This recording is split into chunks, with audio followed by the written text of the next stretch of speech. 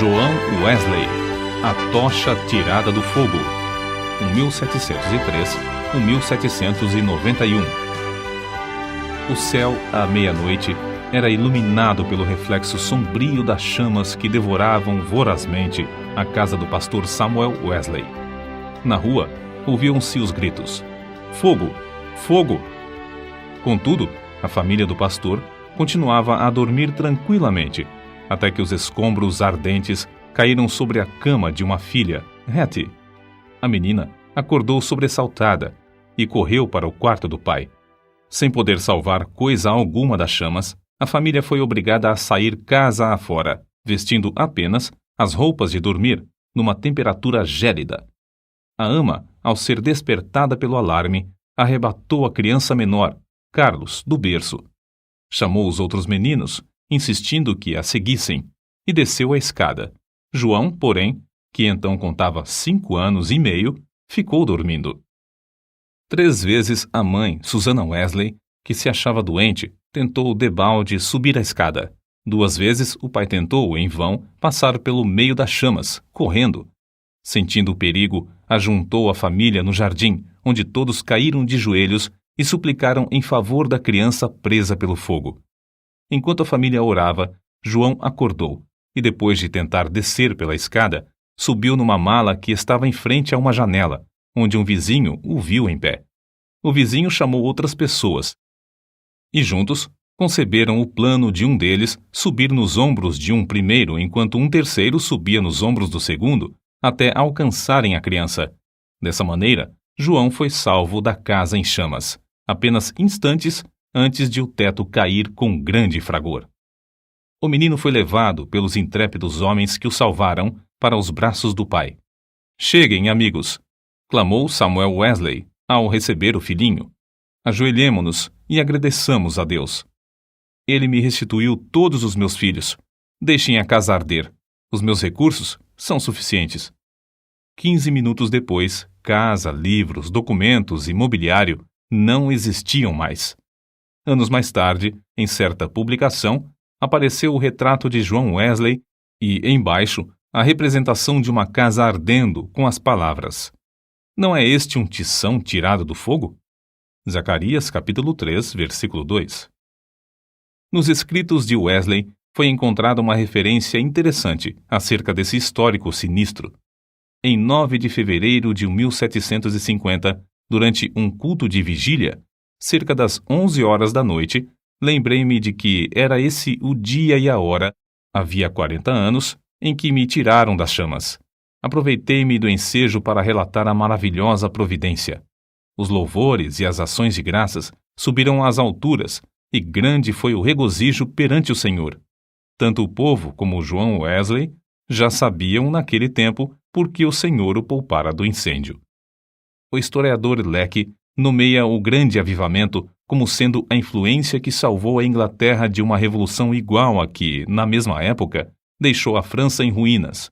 Dos 4 vultos que se destacaram no grande avivamento, João Wesley era o maior.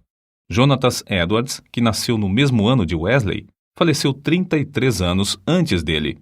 George Whitefield, nascido 11 anos depois de Wesley, faleceu 20 anos antes dele, e Carlos Wesley continuou o seu itinerário efetivo somente por 18 anos, enquanto João continuou durante meio século.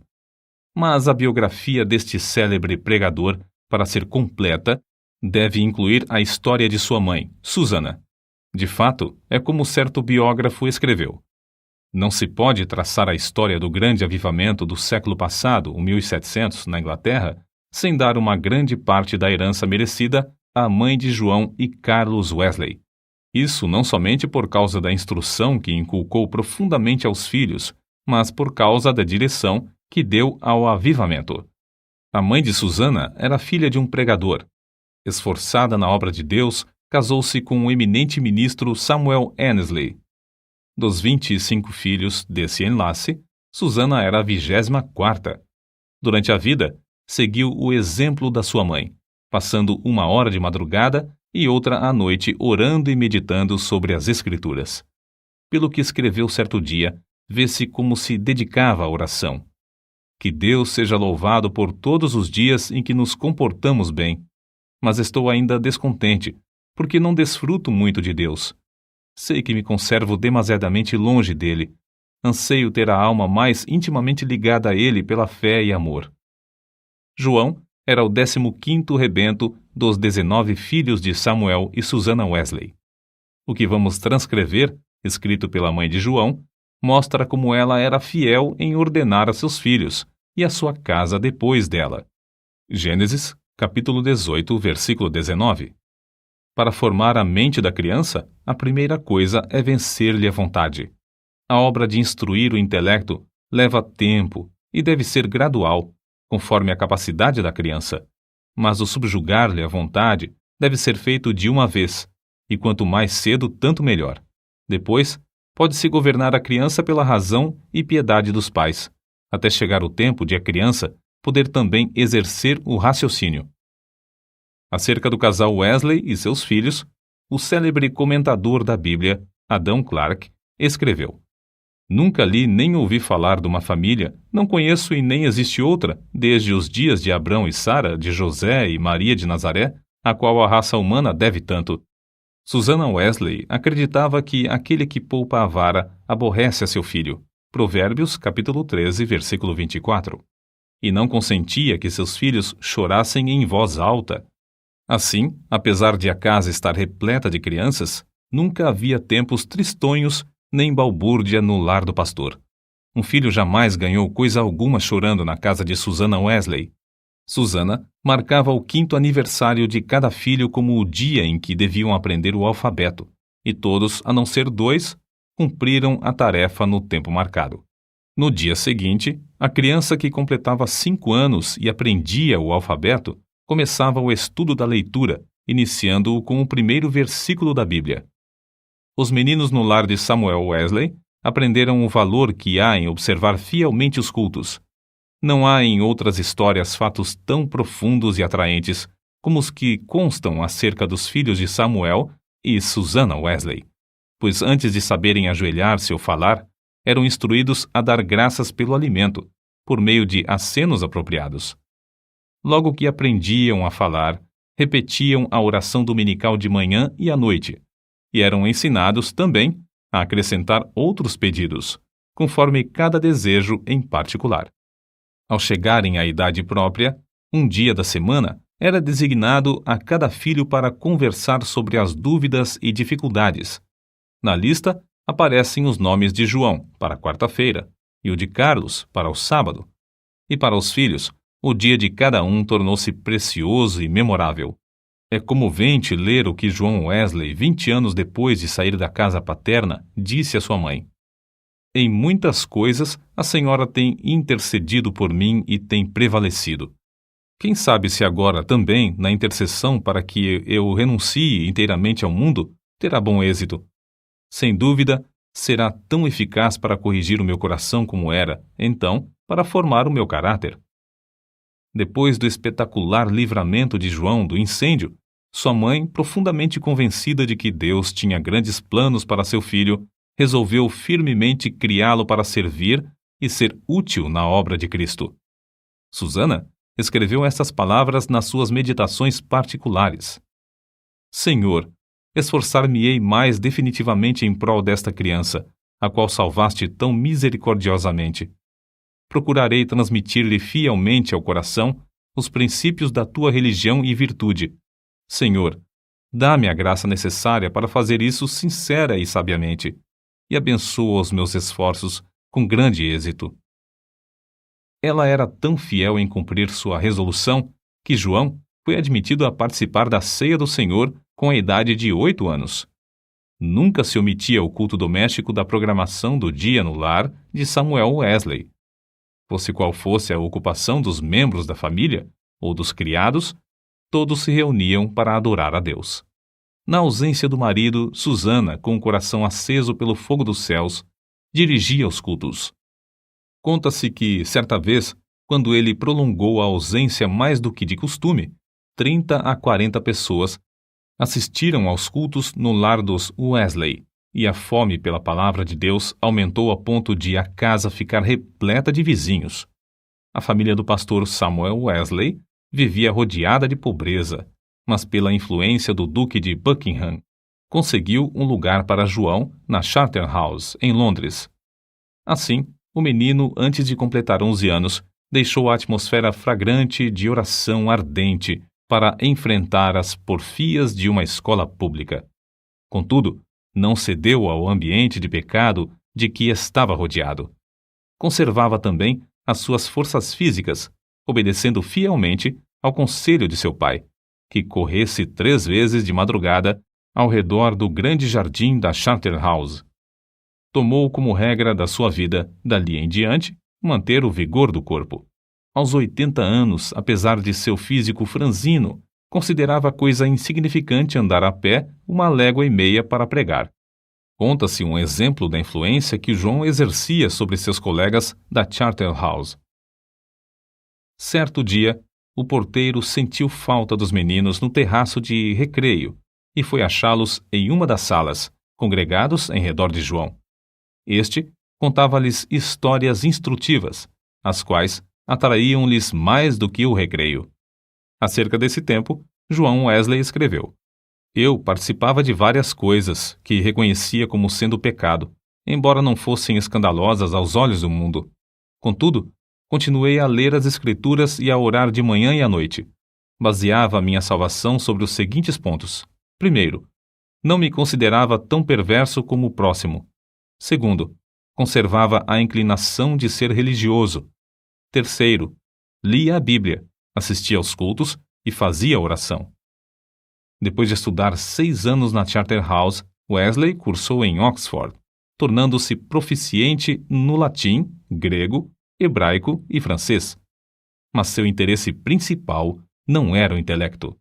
Sobre esse assunto, ele escreveu: Comecei a reconhecer que a religião verdadeira tem a sua fonte no coração.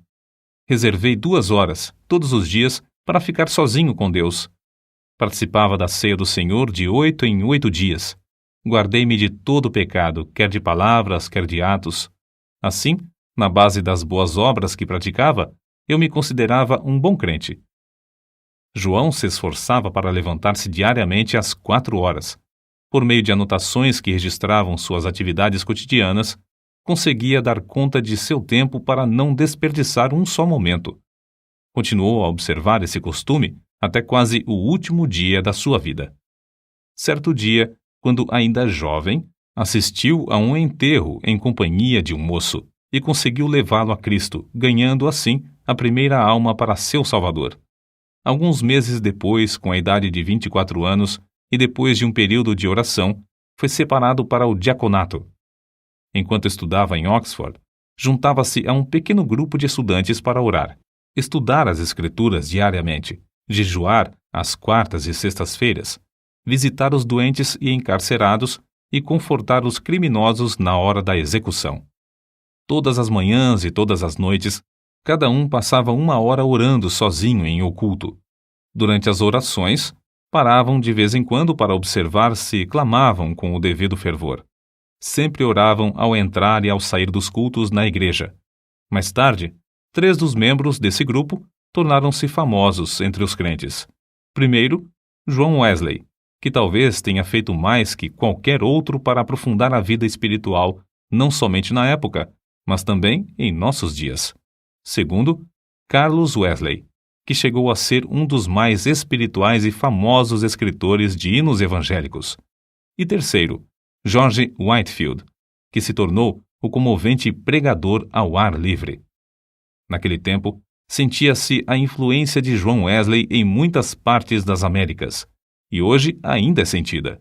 Contudo, passou menos de 2 anos nesse continente, e isto durante o período de sua vida em que se achava perturbado por causa de dúvidas. Aceitou a chamada para pregar o evangelho aos silvícolas na colônia de Geórgia, desejoso de ganhar sua salvação por meio de boas obras. Pensou que vaidade e ostentação mundana não se encontrariam nas matas da América. Como era característico em sua vida, a bordo do navio em viagem à América do Norte, observava com outros de seu grupo um programa para não desperdiçar um momento durante o dia. Levantava-se às 4 da manhã e deitava-se depois das 21 horas. As primeiras 3 horas do dia eram dedicadas à oração e ao estudo das Escrituras. Depois de cumprir tudo o que estava indicado no programa do dia, o cansaço era tanto que, não obstante o bramido do mar e o balanço do navio, dormiam sem perturbação, deitados sobre um cobertor estendido no convés. Na Geórgia, a população inteira afluía à igreja para ouvir a sua pregação.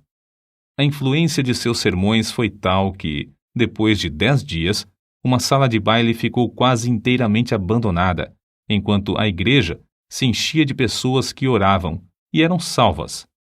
Whitefield, que desembarcou na Geórgia alguns meses depois de Wesley voltar à Inglaterra, assim descreveu o que viu.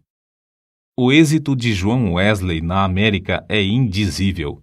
Seu nome é precioso entre o povo, onde lançou os alicerces que nem os homens nem os demônios podem abalar. Oh, que eu possa segui-lo como ele seguiu a Cristo! Porém, a Wesley faltava uma coisa muito importante, conforme se vê pelos acontecimentos que o levaram a sair da Geórgia, como ele mesmo escreveu. Faz 2 anos e quase 4 meses que deixei a minha terra natal para pregar Cristo aos índios da Geórgia. Entretanto, o que cheguei eu a saber? Ora, vim a saber o que eu menos esperava. Fui à América para converter outros, mas nunca fora realmente convertido a Deus. Depois de voltar à Inglaterra, João Wesley começou a servir a Deus com a fé de um filho e não mais com a fé de um simples servo. Acerca desse assunto, eis o que ele escreveu.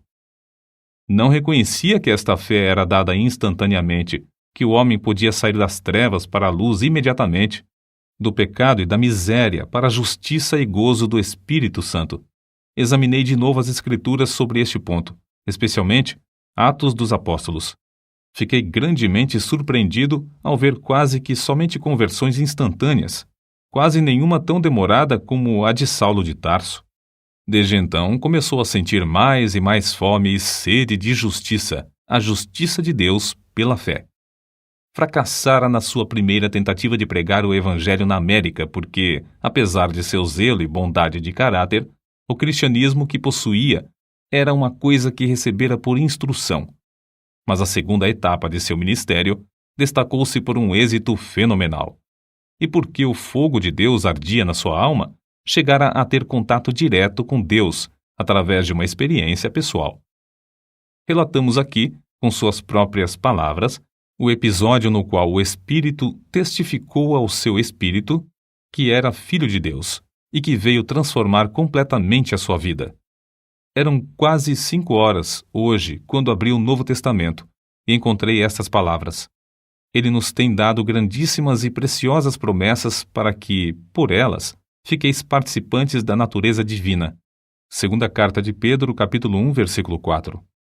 Antes de sair, abri mais uma vez o Novo Testamento para ler estas outras palavras. Não estás longe do reino de Deus. Marcos, capítulo 12, versículo 34. À noite, senti-me impelido a assistir em Aldersgate. Senti o coração abrasado. Confiei em Cristo, somente em Cristo, para a salvação. Foi-me dada a certeza de que Ele levara os meus pecados e de que me salvara da lei do pecado e da morte. Comecei a orar com todas as minhas forças e testifiquei a todos os presentes do que sentia no coração. Depois dessa experiência em Aldersgate, Wesley aspirava a bênçãos ainda maiores do Senhor, conforme ele mesmo escreveu. Eu suplicava a Deus que cumprisse todas as suas promessas na minha alma. O Senhor honrou este anelo, em parte, não muito depois, enquanto eu orava com Carlos, Whitefield e cerca de 60 outros crentes, em Fetter Lane. São de João Wesley também estas palavras. Cerca de 3 horas da madrugada, enquanto perseverávamos em oração, Romanos capítulo 12, versículo 12, o poder de Deus nos sobreveio de tal maneira que bradamos impulsionados de grande gozo, e muitos caíram ao chão. A seguir, ao passar um pouco o temor e a surpresa que sentimos na presença da majestade divina, rompemos em uma só voz. Louvamos-te, ó Deus! Aceitamos-te como Senhor. Essa unção do Espírito Santo dilatou grandemente os horizontes espirituais de Wesley. O seu ministério tornou-se excepcionalmente frutuoso, e ele trabalhou ininterruptamente durante 54 anos, com o coração abrasado pelo amor divino. Um pastor prega, em média, 100 vezes por ano, mas João Wesley pregou cerca de 780 vezes por ano, durante 54 anos. Esse homenzinho, de apenas 1,66 m de altura e pesando menos de 60 quilos, dirigia-se a grandes multidões e sob as maiores provações. Quando as igrejas lhe fecharam as portas, levantou-se para pregar ao ar livre. Embora enfrentasse a apatia espiritual quase geral dos crentes, a par de uma onda de devassidão e crimes no país inteiro, multidões de 5.000 a 20.000 afluíam para ouvir seus sermões. Tornou-se comum, nesses cultos, os pregadores acharem-se tão angustiados que gritavam e gemiam.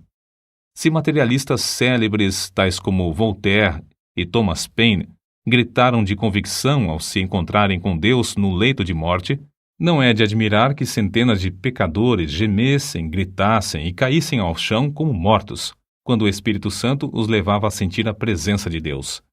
Multidões de perdidos, assim, tornavam-se novas criaturas em Cristo Jesus nos cultos de João Wesley. Muitas vezes, os ouvintes eram levados às alturas de amor, gozo e admiração. Recebiam também visões da perfeição divina e das excelências de Cristo, até ficarem algumas horas como mortos. Ver Apocalipse capítulo 1, versículo 17. Como todos os que invadem o território de Satanás, os irmãos Carlos e João Wesley tinham de sofrer terríveis perseguições. Em Moorfield, os inimigos do Evangelho acabaram com o culto, destruindo a mesa em que João subira para pregar, e o insultaram e maltrataram. Em Sheffield, a casa foi demolida sobre a cabeça dos crentes. Em Wednesbury, destruíram as casas, roupas e móveis dos fiéis, deixando-os desabrigados, expostos à neve e ao temporal.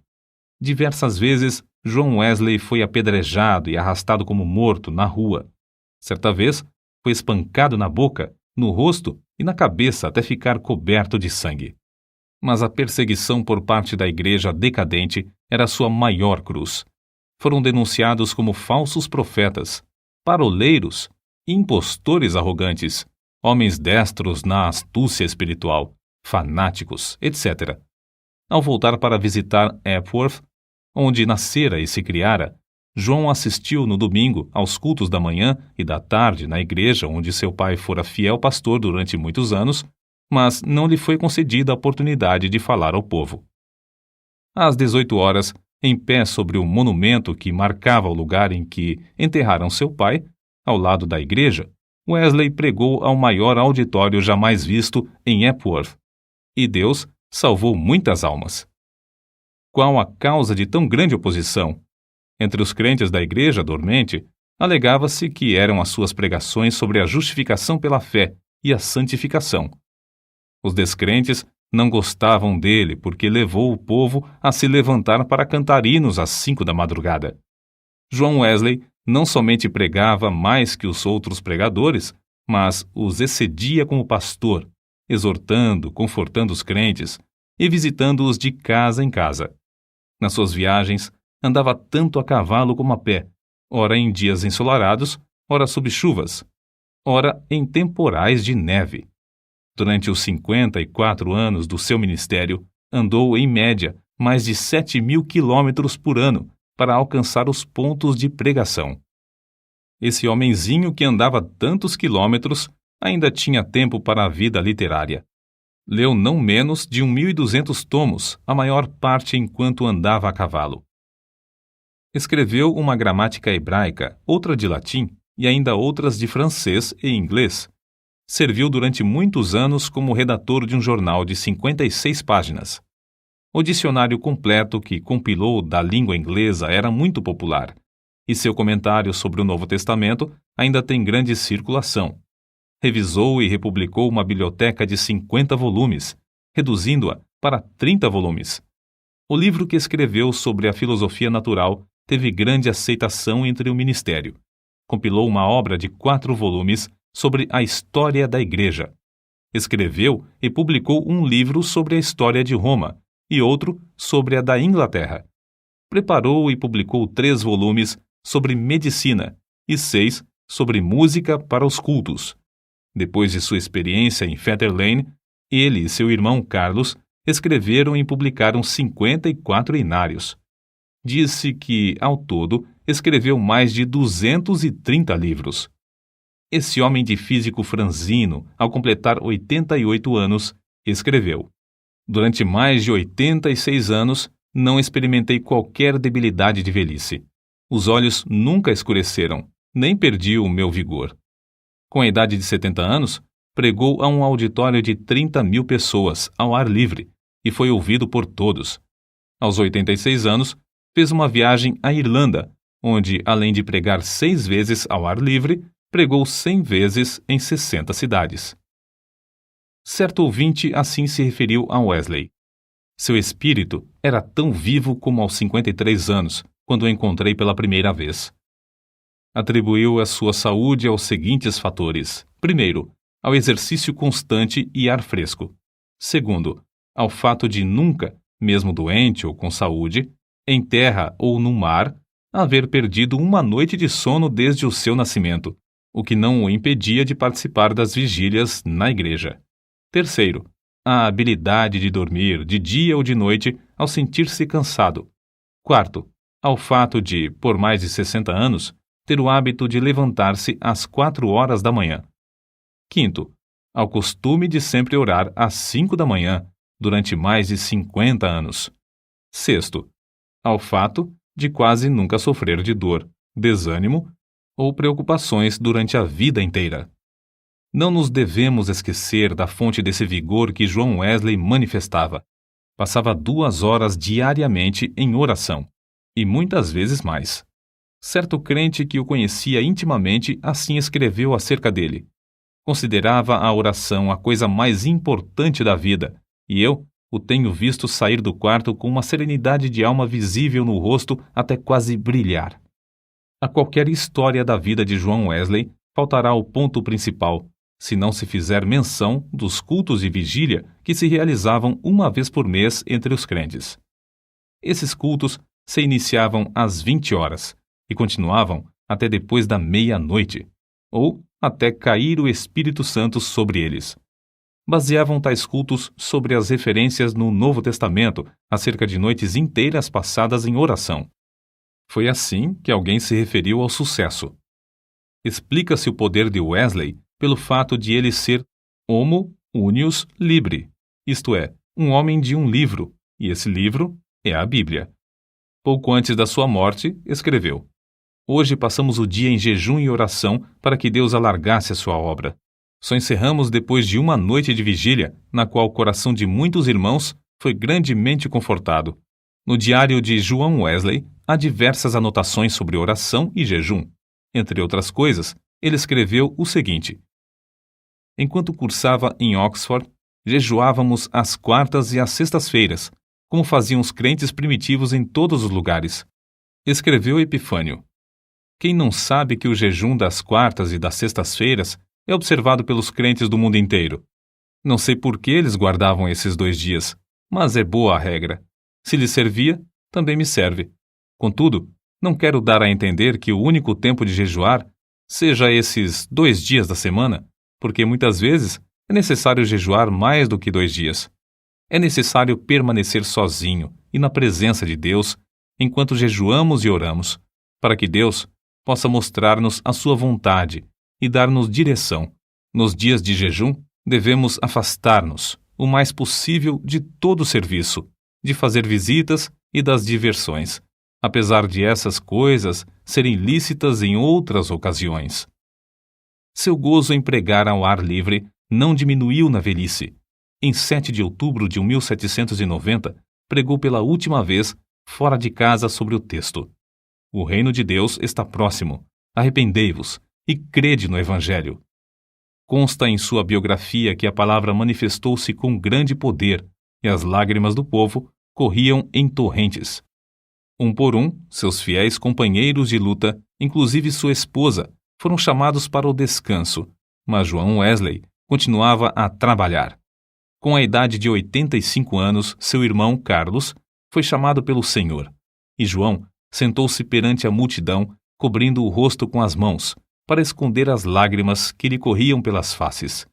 Seu irmão, a quem amara tanto durante tão longo tempo, havia partido, e ele, agora, tinha de trabalhar sozinho. Em 2 de março de 1791, com a idade de quase 88 anos, completou a sua carreira terrestre. Durante toda a noite anterior, não cessaram em seus lábios o louvor e a adoração, pronunciando estas palavras: as nuvens destilam a gordura. Sua alma saltou de alegria com a antecipação das glórias do lar eterno e exclamou: o melhor de tudo é que Deus está conosco. Então, levantando a mão, como se fosse o sinal da vitória, novamente repetiu: o melhor de tudo é que Deus está conosco. Às 10 horas da manhã, enquanto os crentes rodeavam o leito em oração, ele disse: adeus. E assim passou para a presença do Senhor. Um crente que assistiu à sua morte assim relatou o ato: a presença divina pairava sobre todos nós. Não existem palavras para descrever o que vimos no seu semblante. Quanto mais o fitávamos, tanto mais víamos parte dos indizíveis céus. Calcula-se que 10.000 pessoas passaram em desfile diante do ataúde para ver o rosto que ainda retinha um sorriso celestial. Por causa das grandes massas que afluíram para honrá-lo, foi necessário enterrá-lo às 5 horas da manhã. João Wesley nasceu e criou-se em um lar onde não havia abundância de pão. Com a venda dos livros de sua autoria, ganhou uma fortuna, com a qual contribuía para a causa de Cristo. Ao falecer, deixou no mundo 2 colheres, uma chaleira de prata, um casaco velho e dezenas de milhares de almas, salvas em épocas de grande decadência espiritual. Em Epworth, a tocha foi arrebatada do fogo. Em Aldersgate e Fetter Lane, começou a arder intensamente e continua a iluminar milhões de almas no mundo inteiro.